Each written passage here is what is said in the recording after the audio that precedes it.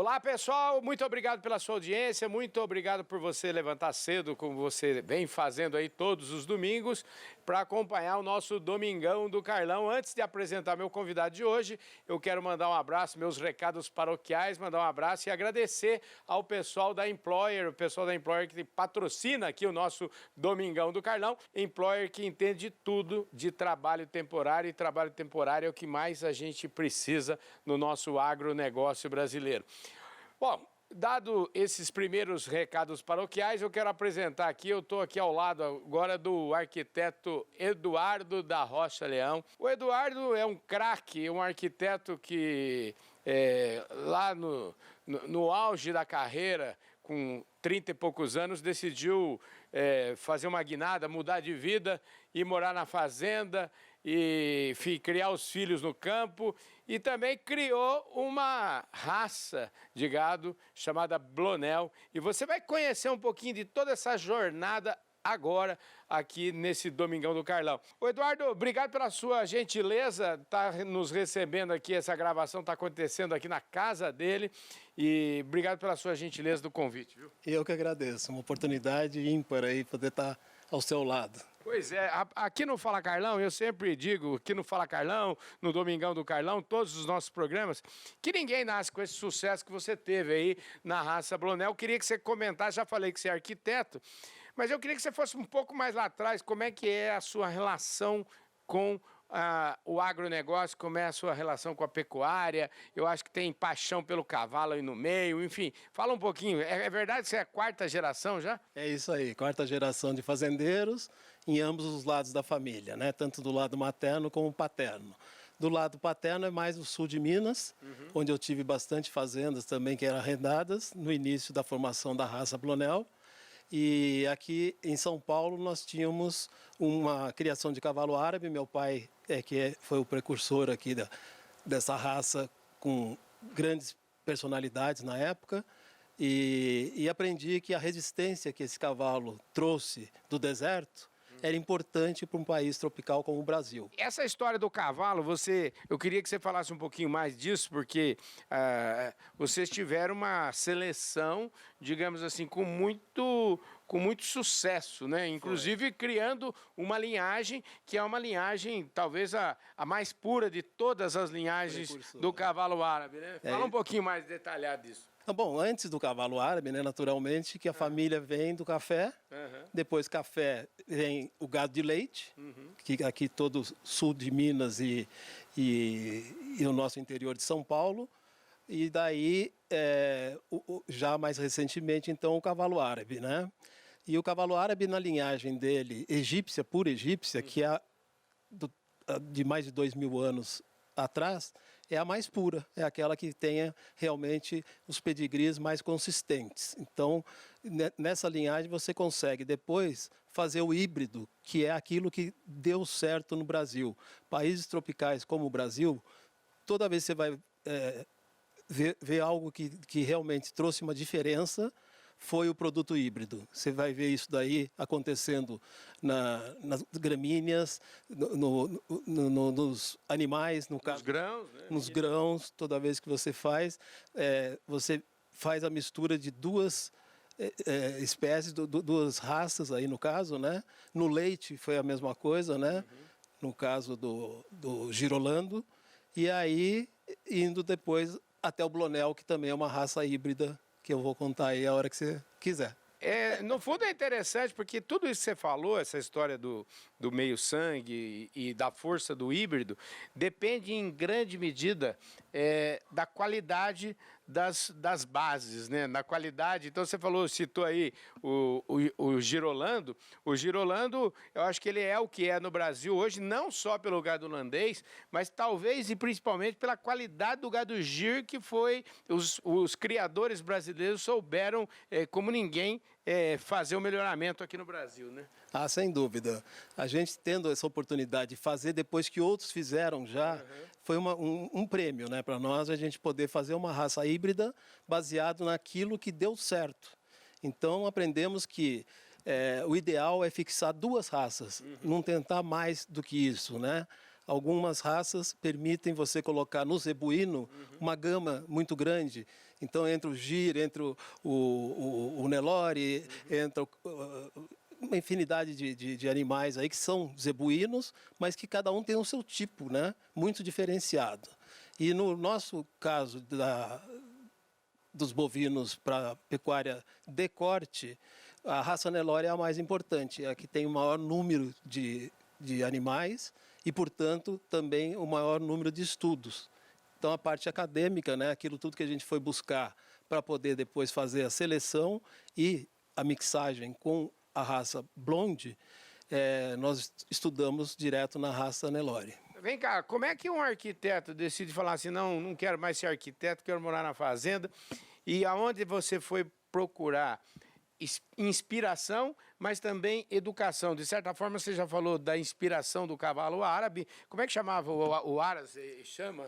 Aras azul e branco. Pois é, o Aras azul e branco, que tem uma seleção bastante renomada, numa época onde você tinha Sebastião Camargo, Aloysio de Faria. Era uma época de uma proeminência, de uma importância muito grande do árabe no Brasil, né? Isso aí fez sucesso no Brasil. A raça, quando chegou, nesses anos aí, nós estamos falando em anos 80 para 90, né? E tivemos oportunidades muito boas de importação, principalmente dos Estados Unidos, que eles tinham trazido já da Arábia as principais linhagens. E aí, com o problema do petróleo naquela época, muitos aras lá tiveram que fechar as portas. E a gente foi lá, buscou. E hoje essa genética toda está aqui no Brasil e eles agora é que vêm buscar da gente, né?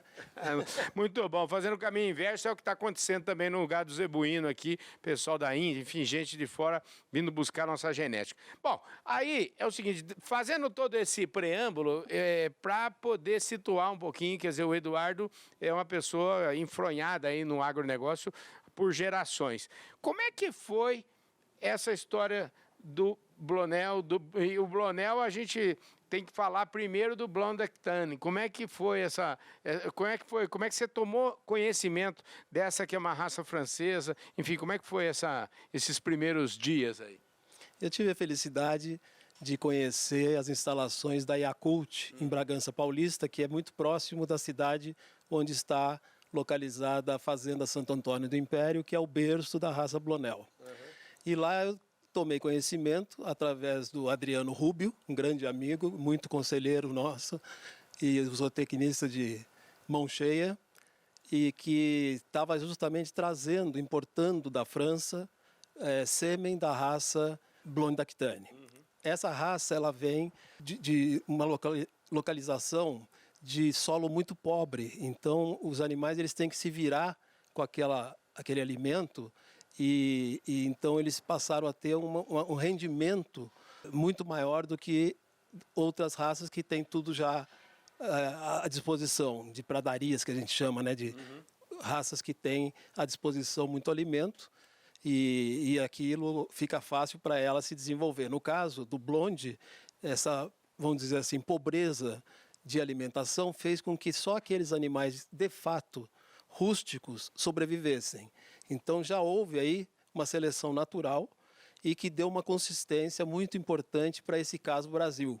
Porque não adianta a gente buscar essa genética europeia em locais onde ela não se adapta aos trópicos, né? Então, a raça que mais tinha ligação com situações de calor e frio extremos, no caso lá, nessa região da Aquitânia, que nós estamos falando, que já é divisa com os Países Bascos, Sim. Na Espanha, faz mais 40 graus no verão e no inverno menos 10 graus. Então você tem um spread muito grande. Uma amplitude muito grande. Muito grande. Isso deixou realmente os animais com mais resistência. Porém, o grande desafio era, aqui no Brasil, aí os parasitas, né? Que são típicos da região tropical. E aí falamos em carrapato, berne, mosca do chifre, essa coisa toda, né?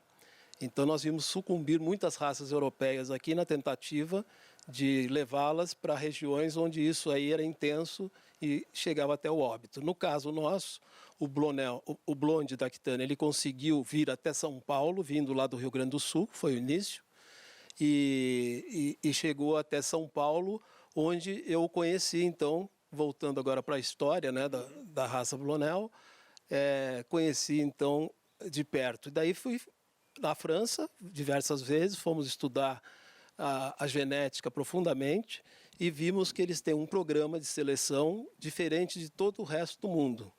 Então, eles trabalham lá com touros provados em progênie. O que significa? É que os filhos dos touros, que depois de uma testagem rigorosa, eles apresentam índices de superioridade para um determinado pai.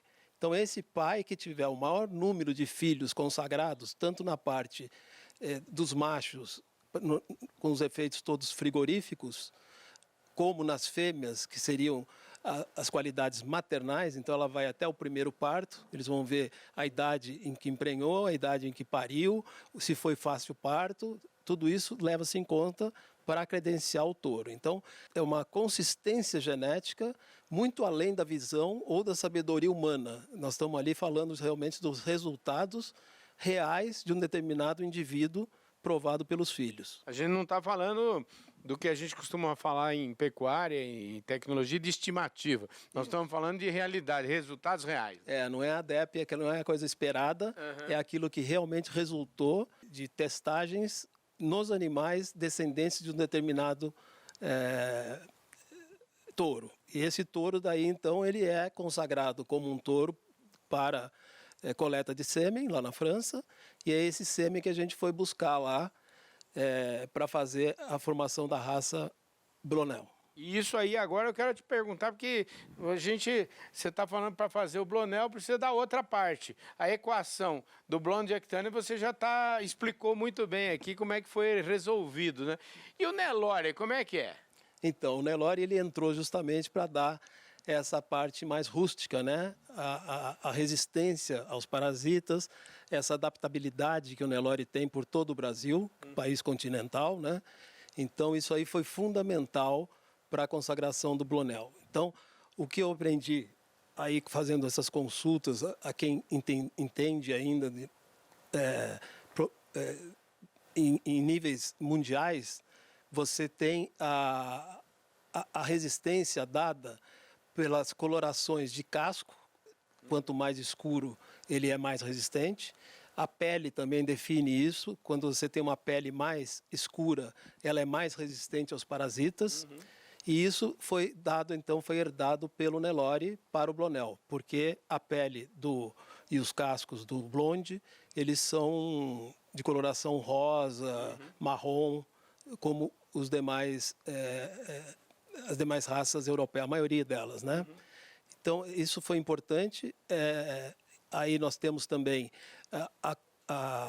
além dessa resistência, a capacidade de deslocamento. Caminhar em grandes extensões, né, que é o caso da pecuária brasileira. Né? O Nelore ele tem isso por si só, né? Ele já é uma raça que ela é nômade, ela vai andando e vai descobrindo lugares para poder pastar melhor e achar o alimento. Agora, desde sempre, você, mesmo quando você fala assim, vou lá na França e viu lá o Blonde Aquitaine puro, você pensou sempre, você nunca teve dúvida, você chegou a criar o Blonde Aquitaine puro aqui, quando que você falou assim, não, aqui o Brasil não é Blonde Aquitaine puro, eu tenho que fazer uma raça especial. Quando é que você tomou essa decisão?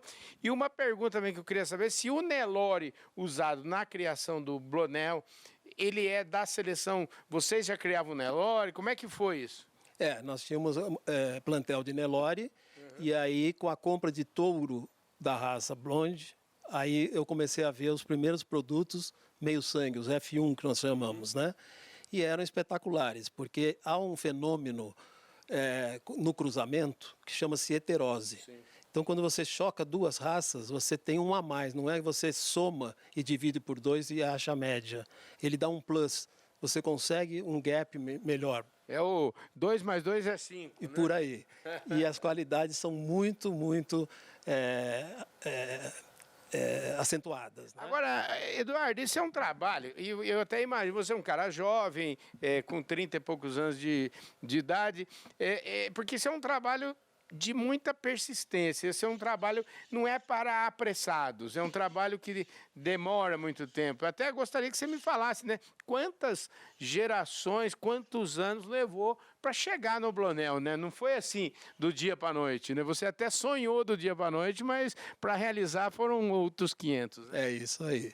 Só para você ter uma ideia, né? Esses 30 anos que você falou, eu tinha na época, agora já sou em o dobro. Então são 30 anos, dia 25 de janeiro, nós comemoramos 30 anos do início, que foi marcado pela compra da propriedade rural, denominada Fazenda Santo Antônio do Império, em Pedreira, que é um cartão de visita, inclusive, a fotografia dela, da cidade, do município de Pedreira, e mostrar o porquê, então, dessa junção dos dois sangues, né? Então nós conseguimos animais que têm um perfil longilíneo, isso aí herdado do Blonde d'Aquitaine. Isso permite que os animais do abate eles tenham peças mais longas, portanto são mais qualificadas para o frigorífico. Uma quantidade pequena de gordura, quer dizer, isso é muito interessante. A raça Blonde ela tem o menor grau de gordura das raças europeias. Isso vai em linha até com o que o mundo pede aí hoje, saúde, etc. Exatamente, isso foi uma das coisas que me motivou.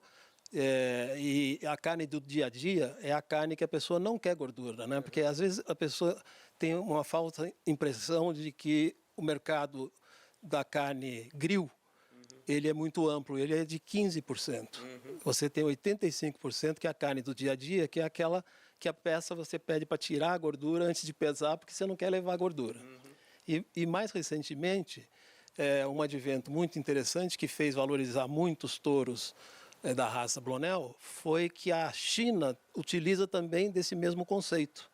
O chamado boi China hoje, ele tem ágio sobre os demais produtos, ou de cruzamento, ou mesmo Nelores, os zebuínos, por essa razão. Eles estão comprando proteína, eles querem a carne, eles não querem a gordura.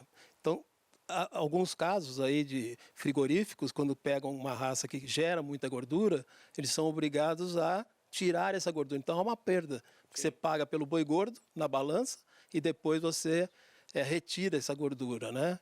No caso do Blonel, não. Ele já tem isso da fábrica. Esse tema já está resolvido. Escuta, quantos anos foi para chegar? Você, primeira vez que você pegou lá, trouxe o sêmen de Blonde d'Aquitaine, separou as vacas Nelore, daí deve ter nascido meio sangue, até a gente estar com a raça fixada. Quanto tempo levou isso? É isso aí, são 18 anos exatamente para você chegar na primeira geração de puros sintéticos, que é o 5/8 Blonde com 3/8 Nelore, cruzando com o mesmo grau de sangue no macho e da fêmea.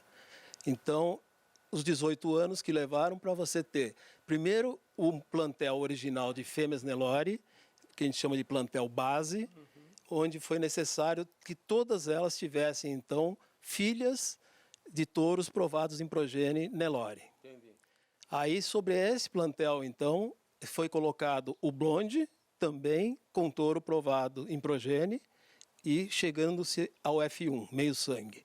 Aí, sobre as filhas desse meio sangue, você teria, então, o retorno da raça Nelore, também com touro provado em progênie, fazendo o que a gente chama de F2. Então, é 1/4 Nelore, 1/4 Blonde, com 3/4 Nelore. E aí, sobre essas fêmeas, você coloca, então, novamente o Blonde e chega nos 5/8 Blonde, 3/8 Nelore. Acasalados um com o outro, dá o puro sintético. Esse período aí, então, de formação da raça demandou 18 anos. Aí as provas foram inúmeras para poder você também consagrar como raça, porque há muito estudo, muita genética que ainda não foi consagrada como raça e que alguns até chamam de raça, né? Mas no nosso caso não. O Ministério homologou em 2005 e tornou-se então a raça mais nova do mundo desde então. Olha só, 2005, quem estava lá no Ministério era o nosso querido Roberto Rodrigues, não é isso? É isso mesmo. Ele que assinou, então? Ele que assinou. Olha só, gente, Roberto Rodrigues. Aliás, mandar um grande abraço para o Roberto Rodrigues, a turma toda que está com ele também. Vou escolher o Ivan Vedequim. Ivan, um beijão no seu coração também, para agradecer essa turma toda. É prateleira de cima, né, rapaz? Nossa, isso aí valia maior que o país tem, né? Pois é. Agora, deixa eu te falar. Chegamos, então, o blonde fixado como raça. Eu imagino que chega uma notícia para mim, então, que o blonde, o blonel, o ano passado foi você foi exatamente aí, me parece que o quarto maior vendedor de touros taurinos do Brasil. Quer dizer, rapaz, depois de tanto trabalho, depois de tanto tempo, vamos dizer, insistindo, né? Eu falei, nem sempre deve ter sido fácil. Eu imagino aqui ao longo dessa caminhada vai ter momentos em que talvez você tivesse pensado até em falar em desistir. Como é que foi essa caminhada e como é que é receber essa notícia? Isso foi fundamental para nós, trouxe muita alegria e realmente o prêmio de consagração daquele trabalho de 30 anos que fizemos agora, comemoramos esse ano, né? Chegar nessa posição de quarto lugar no Brasil todo é indescritível, né? Para mim foi um prêmio muito grande mesmo. E lembrando que nós estamos aí também concorrendo com raças que já estão adaptadas no sul, né? Como o Angus e o Brangus, e que naturalmente já há muitos anos são tradicionais lá naquela região.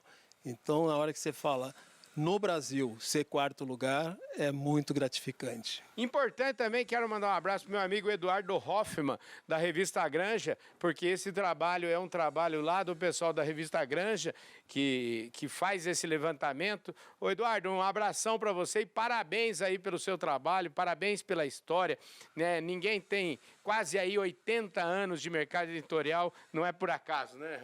Não, isso aí faz parte da história do Brasil. Rapaz, que maravilhoso. Eu queria que você me falasse das qualidades um pouquinho do touro blonel. E eu te perguntava aqui no nosso esquenta aqui agora, o blonel não consegue, é óbvio que você não consegue ser o quarto maior vendedor de touros do Brasil se não houver qualidades inerentes que contribuam para aumentos de produtividade. Eu queria saber um pouquinho quais são essas qualidades desse touro e também te perguntar se o índice de recompra desses touros é grande. Como é que tem sido isso? É exatamente isso, né? Eu falo que a raça blonel, ela é representada pelo touro. Esse é o principal produto da raça, porque no Brasil a gente estava já chegando à conclusão de que não existiria forma de você fazer o cruzamento industrial se não fosse com inseminação artificial. E o blonel veio para provar que não precisa, que você faz isso com o touro, é muito mais econômico, você tem depois, no final da vida útil de um touro, um residual muito grande, um animal que vai chegar a 30 arrobas, às vezes até mais. Então, você calcular aí, são quase R$9.000 de retorno na venda da carcaça dele. Né? Além de todo o trabalho que, vamos dizer assim, ele deixa 50% do investimento dele e já está pago. Isso aí, você já tem garantido metade do valor que você pagou, já é garantido pela própria carcaça desse animal, né? Isso aí é fator realmente de recompra. Eu já tenho clientes que já estão vindo pela 6ª vez buscar touros lá em Pedreira. E agora eu estou querendo realmente crescer, fazer isso aí chegar numa quantidade maior. Maravilha. E falando em crescimento, e é importante a gente está seguindo já nos finalmente aqui no nosso programa, eu queria que você falasse disso, né? Porque chega uma hora que hoje você tem a raça blonel, você é o único criador hoje que tem as matrizes blonel, enfim. Como é que você está pensando em fazer, em perpetuar, porque você não pode, você tem que legar isso para o Brasil. Como é que você pensa em fazer isso? E me parece que você é tão detalhista e tão minucioso nas suas coisas que você foi chamar uma das Big Four aí para falar o seguinte: quanto é que vale esse rebanho? Como é que é isso? É exatamente isso. Eu contratei a empresa PricewaterhouseCoopers, PwC, para fazer um levantamento disso. Nós chegamos, então, a uma precificação e vamos ter em breve aí o lançamento dessa genética. Até então, ela está totalmente concentrada na minha propriedade. E eu estou só vendo atualmente touros e sêmen, né? E o que eu percebo que existe um déficit muito grande de touros melhoradores. Nós temos aí cálculos que chegam a indicar que nós temos um déficit de 140 mil touros ano. Nós temos uma necessidade de 300 mil, suprida por 160 mil. Se você pegar todos os animais puros, de todas as raças, e mais aqueles que são os animais SAPE, né, chamados SAPE, você chega em 160 mil, e a necessidade é de 300 mil. Então, quando você fala de um horizonte aí de 140 mil touros, nós estamos falando em 2 bi de faturamento que estão deixando de ser feitos. É um mercado muito grande ainda para ser explorado, né? Dá 2 bilhões e 100 milhões de reais. Então, é importante difundir mais agora, fazer realmente uma multiplicação genética. Sim. E isso agora fica fácil, porque agora com as matrizes doadoras, você consegue, através da coleta e transferência de embrião, utilizando sêmen sexado de macho, uma produção quase que industrial de touros. E aí conseguir abocanhar que seja 1% desse mercado aí já é muito, né? Maravilha. Se eu entendi direito, você está em busca de um sócio, de alguém que possa aportar recursos para fazer isso acontecer num mercado que tem a garantia de um criatório que sozinho já é o 4º maior vendedor de touros do Brasil, é isso, né? É exatamente isso. Até agora nós não fizemos um leilão, para você ter uma ideia, né? Foram todos vendidos na própria fazenda.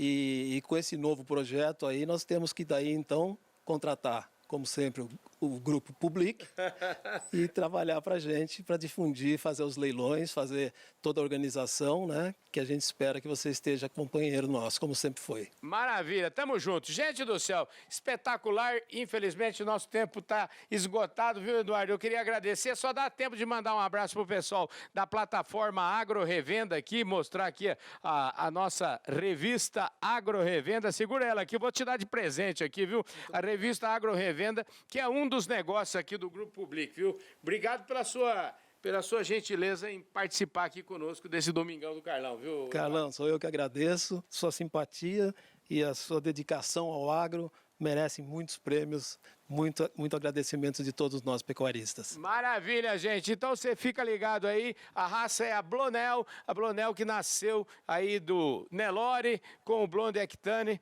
e que está na mão desse moço aqui, que agora ele vai abrir para todos aqueles que quiserem, vamos dizer, ter resultados muito sólidos dentro da pecuária brasileira. E é isso aí, gente. Domingão do Carlão, no oferecimento da Employer. Mais uma vez eu quero agradecer a sua audiência, agradecer o apoio de toda a equipe lá da Employer. Trabalho temporário é com a Employer. Muito obrigado a todos vocês pela audiência aqui no canal do Boi. Valeu, gente. Fui e eu vejo todos vocês domingo que vem.